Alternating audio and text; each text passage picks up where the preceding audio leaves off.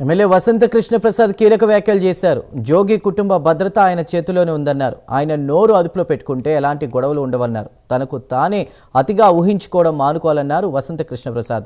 చంద్రబాబు లోకేష్కు జోగి గురించి ఆలోచించే టైం లేదన్నారు వసంత.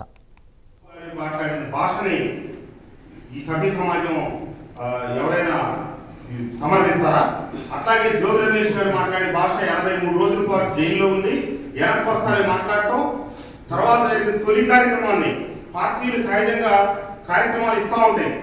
ప్రతి కార్యక్రమం ఏదో సందర్భాన్ని పురస్కరించుకొని ఒక కార్యక్రమం చేయమని ప్రతిపక్ష పార్టీలు పిలుపునిస్తాయి.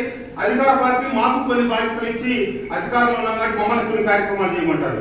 చేయమంటాం కదా అని చెప్పి నోటికి వచ్చినట్టు అద్దువాపు లేకుండా మాట్లాడతామా? మాట్లాడి సమాజంలో ఘర్షణకు కారణం అవుతామా? ఘర్షణకు కారణం వాడు ప్రేరేపించి ఆ పరిస్థితులను సృష్టించుకోవడమే తప్పితే ఇది ఎవరు సృష్టించింది కాదు. ఇది అంబటి రాంబాబు గారు కనీసం తప్పైంది, పొరపాటు అయిందని ప్రాయశ్చిత్తపం పడ్డట్టుగా కొన్ని పత్రికల్లో చూసాం.